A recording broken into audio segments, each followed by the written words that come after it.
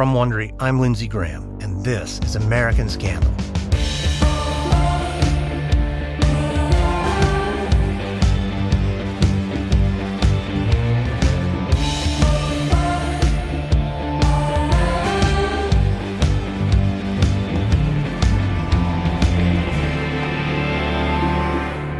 In September of 1971, prisoners at the Attica Correctional Facility rose up in rebellion and took control of the maximum security prison. They would hold it for 4 days while negotiating for fundamental changes to improve their living conditions. But the standoff ended in tragedy. New York State troopers stormed Attica and opened fire, killing dozens of people, including both inmates and the prison guards who were being held hostage. It was a shocking and violent end to a story that had captured the nation's attention and shed light on the suffering inside America's prisons. But even though the TV crews soon left Attica, the story didn't end. The inmates suffered violent reprisals for the uprising, and for decades, New York's state government worked to cover up the truth about what had happened at Attica. My guest today is Heather Ann Thompson, a professor at the University of Michigan and author of Blood in the Water, the Pulitzer Prize-winning book about the history of Attica. We'll discuss the troubling aftermath of the uprising after New York's government took back control of the prison. We'll look at the state's control of the narrative and how for 5 decades it has suppressed the truth. Our conversation is next.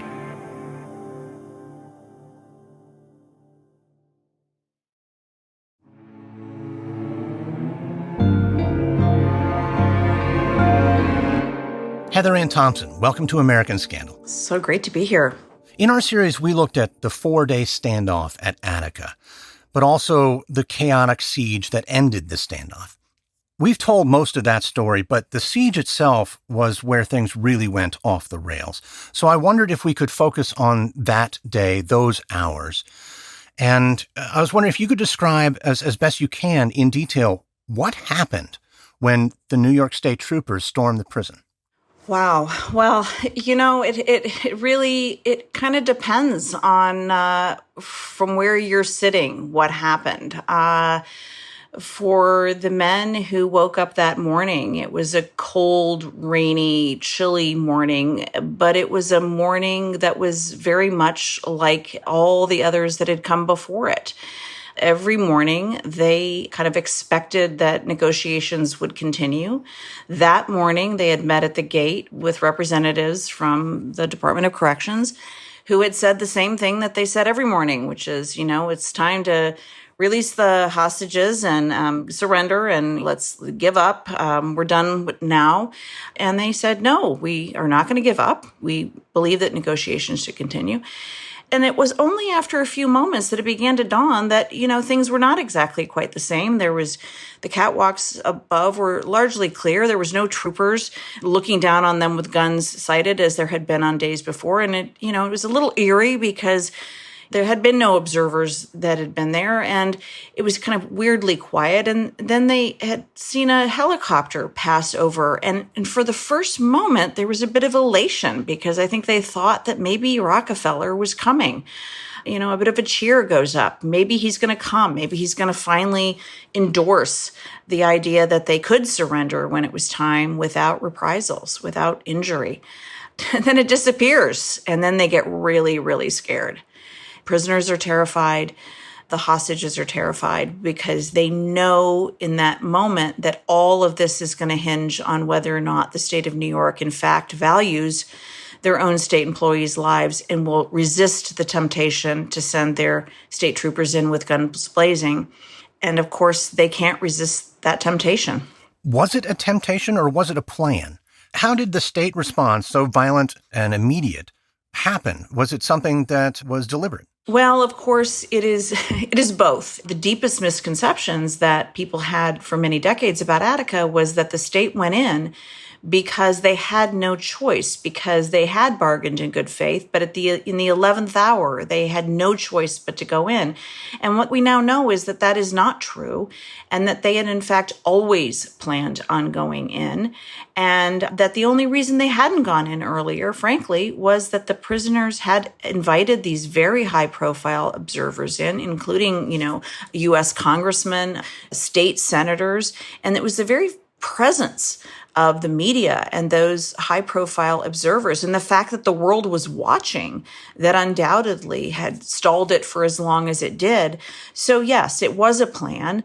And the fact that they sent in these kind of low-level troopers, one could argue that that was also part of the plan, because when it went wrong and when such carnage could happen, there could also be maximum deniability. The troopers rush in. Violence ensues. Prisoners break into chaos and terror.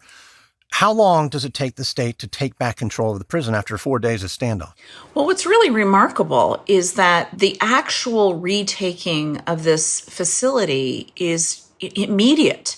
The state of New York sends in first this reconnaissance helicopter, and then immediately this huge chopper that drops the CN gas and CS gas over the yard, which people need to understand. Gas is, in some respects, a misnomer. It's a powder, and it clings to people's mucous membranes, and it literally fells everyone in the yard. They are vomiting, they're choking.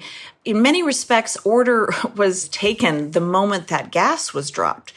But that wasn't enough. So then they send in hundreds of these state troopers, and not just the state troopers. We need to be aware that, later testimony made clear that the Genesee Sheriff's Department felt that they had also been invited in, and Parks Police felt that they had been invited in willingly. Corrections officers from other facilities were there, everyone with their own personal weapons and state issue weapons.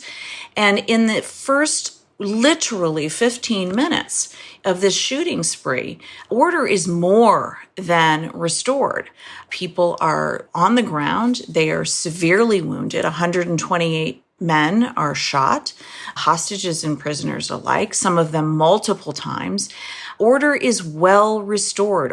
Half an hour later, hours later, they can still hear gunshots.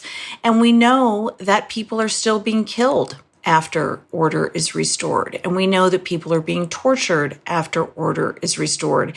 So the question of order being restored is no longer part of this equation, actually. It is now a question of retribution. It is now a question of vengeance.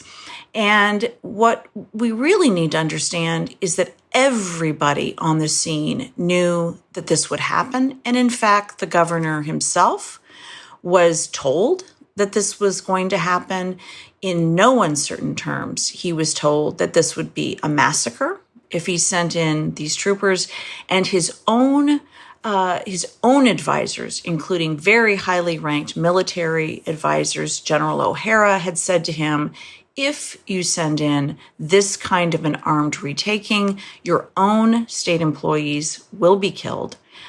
There will be this kind of result, and he did it anyway. So in a horrifying and brief 15 minutes, the prison is retaken.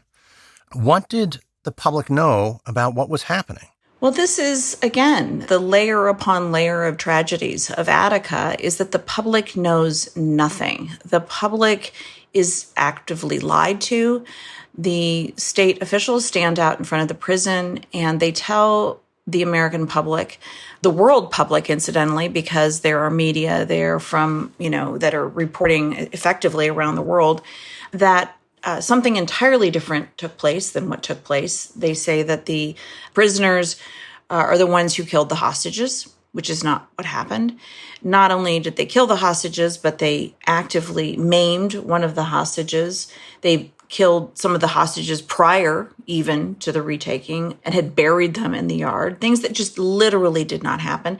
And this story becomes a headline in the paper of record, the New York Times, the LA Times, myriad papers across the country. And so what they did learn was an outright lie that effectively guts what had been very, very favorable and growingly favorable sentiment for prisoner rights in the country. But other than that, they don't know anything. Meanwhile, that is assuredly going to continue because the troopers, the same troopers who have been in charge of retaking the prison, are now in charge of investigating what happened. So no chalk markings are made of bodies where they fell. Weapons are disappeared. Photographs are doctored. Film is spliced. you name it. And then meanwhile, the governor's office is getting its stories straight with the heads of the police, and thus the cover-up begins. But nobody is aware that this is happening, and frankly will not be aware of the depth of the cover-up for 45 years.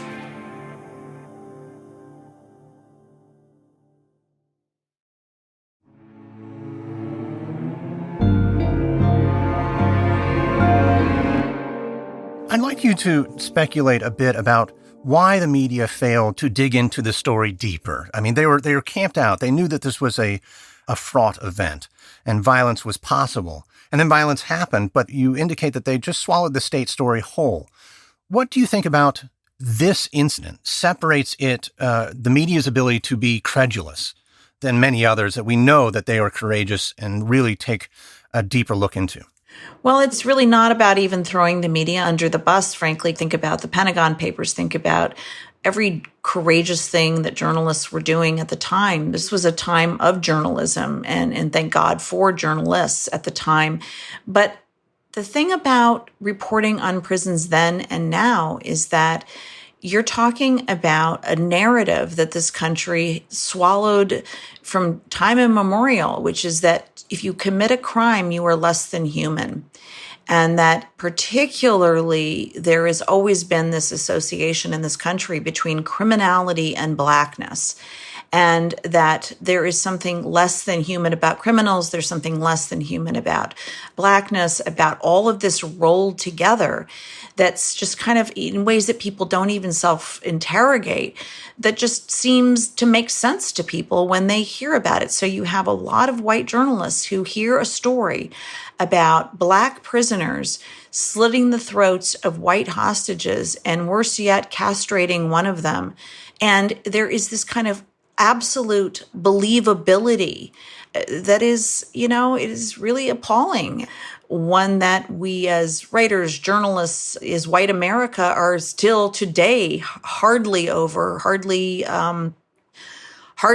have faced. And I think that's the core of it. I have no doubt that's the core of it. And to be clear, there were journalists who were troubled by it, who were appalled by it, and they got a lot of resistance from their news desks. When they did learn that they had been lied to, they went to their editors. They did push back. And to be really clear here, a lot of their editors pushed right back at them and said, yeah, well, but what did they do? What did these prisoners do? What were they in there for? What were their crimes? I mean, it was a really ugly scene in those newsrooms when the journalists tried to do the right thing. You mentioned that these journalists did realize, some of them, that they have been lied to. It's been 50 years since this event. How did the story begin to leak out? Where did the truth start seeping from? Well, this is also where we have to just be really clear that it was not the case that people did not know from the beginning what had happened. From the beginning, the people on the inside, the prisoners, and the people on the outside, the hostages and their families, were always telling the American public what had happened, always. And nobody wanted to hear it. So from the beginning, the story was available. And from the beginning, they were shouting it from the rooftops, but nobody wanted to hear it. In fact, the state of New York set about an investigation where they never indicted any members of law enforcement, even though all of the people that killed on the 13th were killed as a result of law enforcement bullets. They instead indicted 62 prisoners. They never fully acknowledged what they had done to the hostage families. Instead, they actually swindled them out of their ability to even sue their employers. And so it wasn't the case that we didn't know. And that means that the story seeped out from day one. It also seeped out because the coroner, an extremely brave coroner named John Edlund, told the American public within days that the hostages had been shot and that the only people who had guns were the troopers. But at every turn, the state officials tried to discredit the people telling the truth. John Edlund, the coroner, They tried to discredit him by calling him a communist, by saying that he was, not a good coroner. They brought in not one, but two different coroners to try to undermine his findings, and successfully, incidentally. They tried to get funeral directors to sign affidavits to the effect that there hadn't been bullet wounds in the hostages. They tried to say that the prisoners had just been subjected to fraternity hazings, not torture. And they spent hundreds of thousands of dollars of state taxpayer funds to fight the civil case of the prisoners who simply wanted justice in a civil trial. So the amount of resources that went in to try to fight the truth is staggering. And so the story was always there. It's just that nobody believed them. In the decades since, has the state's posture changed at all? Well, on the surface, it would appear so. For all intents and purposes, the state of New York has thousands of boxes of materials related to Attica, all of the years of the cases that it defended. You can't get access to them. But no, the answer is no. The Attica records remain sealed. And so, no, there's never been an acknowledgement publicly that they committed harm. There's never been an apology. There's never been an acknowledgement. Well, this brings us to you, actually. You're a professor at the University of Michigan, and you've written a book on Attica. What drew you to start researching the prison riot? Well, it's such a bizarre story personally, because I'm a historian of civil rights and urban America, and I grew up in the city of Detroit. My first book was about the Black freedom struggle in the city of Detroit. And when I thought about what I wanted to do my next book on, I was really drawn to the story of Attica because I'd always known that there was this incredible civil rights story that had happened in a prison. And I had seen a snippet of an Eyes on the Prize documentary about it. And it had just always struck me as what an incredible story, but I knew so little about it. And I thought I really, really want to explore this for my next book. But I am kind of embarrassed and kind of appalled at how little I knew about it and how I had no idea what I was getting myself into, no idea really how it would change my life. It took 13 years of my life because I didn't understand both what that book would reveal about not just the lies told at Attica and what the implications of that were for that event, and how we had misunderstood it as a nation, and what the implications of all that were for the survivors, which I could talk about all day. I mean, I've never in my life written about something for which the trauma was so still personally lived by so many people, but also that the implications of it for the nation in terms of the fallout on mass incarceration. It was a journey that I had never even begun to appreciate when I started it. So when I'm asked, why did I write the book? I sort of naively think, because I thought it was a civil rights story behind bars. I had no idea what this story was when I started it. You mentioned that many of the records are still held away from the public. How was your research process? Well, again, that was the naivete. Historians, when they write a book, they go to archives. We go to libraries that hold these repositories of records. And so I imagined that I would figure out where all the records related to Attica were. I figured that they'd be, in the state archives, and they'd be in various repositories around upstate New York. And I'd go there and I'd ask for, box 50, folder 20, and I'd spend a few years doing research and I'd write the book. Well, it immediately became clear to me that that was not going to work. Every time I filed a Freedom of Information request, they came back so heavily redacted, I could barely see anything. Every time I would ask for files, I'd get newspaper clippings. There was barely anything there. And that's when it dawned on me, oh no, this is not going to go well. And so I started to have to come at this project completely differently. Who had the copy? Who had the original? Kind of reinvent the archive, if you will. Try to find the survivors, see if they would talk to me. have conversations with people in their basements, in their living rooms, in coffee shops, try to recreate what had happened. And it was just a journey. And to be really, really frank, had it not been for all of those people's graciousness to share their trauma and to be willing to go through it again, to walk through it again, I could not have written this book, number one. And number two, had it not been for a sheer set of just luck, and that's all I can say, luck. I mean, I happened upon a cache of records that the state of New York did not know was there. And had I not found that particular set of records, which subsequently was disappeared, I would not have been able to name the shooters that had been protected for 45 years. I would not have fully understood the scope of the cover-up, and I would not have been able to write the book I was able to write. And that, to me, to this day, scares me, because it indicates to me kind of the depth of how serious this actually is.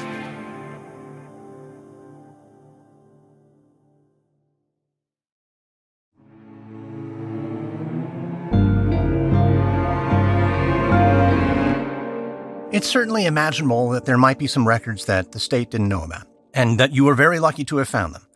But it's remarkable to me that, having found them, that they would disappear, that they know you, a reputed historian and now writing a book about Attica, has found these documents, will report on them, probably has made copies of them, but the evidence goes away. What possible story could they be concocting? Well, I actually don't even think that it's that thoughtful, diabolical, or planned. I don't even think it is a, cloak and dagger story of that magnitude. I think that it is a whole lot of people just being uncertain what is in the blizzard of papers that many people have in their possession around various offices in various locations related to Attica and various circumstances around the state of New York. Nobody really understands what they have. Nobody knows who these records may point fingers to. Nobody knows really what the implications of them are. And as all bureaucracies are wont to do, nobody wants to be the one that opens that Pandora's box. There's no statute of limitations on murder, so nobody wants to be the guy, the woman who is that person that is in the vortex of that storm. So I don't even think that anybody is the mastermind behind any of this. I think people just want things to go away. So it just kind of gets, here's a box. I don't know what these records are, but you know what? I think they probably should go over back to the state archives, or here, I don't know what these are, but I think, send them back to the AG's office. And I think in this case, these records, the more I kind of pieced it together, I think these were records that were in the chambers of the chief judge that was overseeing the Attica criminal trials. He passed away. And I think that they were all just put in storage in the courthouse. I think that there'd been some damage or something, maybe some water damage. They got put in the storage room. I was allowed to see them. And by accident, I say, because I think the person who allowed me to see them just thought, oh, yeah, we got some Attica records back there. Sure, go ahead and look at them. And I think that eventually, they thought, oh, dear, we had all these Attica records. Not a good idea. We should probably send them back off to where they needed to go. But the point is, once they end up back where they, quote unquote, need to go, you're never going to see them again. And so I don't know the mechanism, I don't know the reason, but what I do know is that there's a whole lot of people who are very, very scared of what the implications of them are, even though they're not quite sure why. And the upshot of it is that no one wants to be the person that opens that Pandora's box. I do want to be very clear that the state police are, in fact, very concerned, remain very concerned about those records.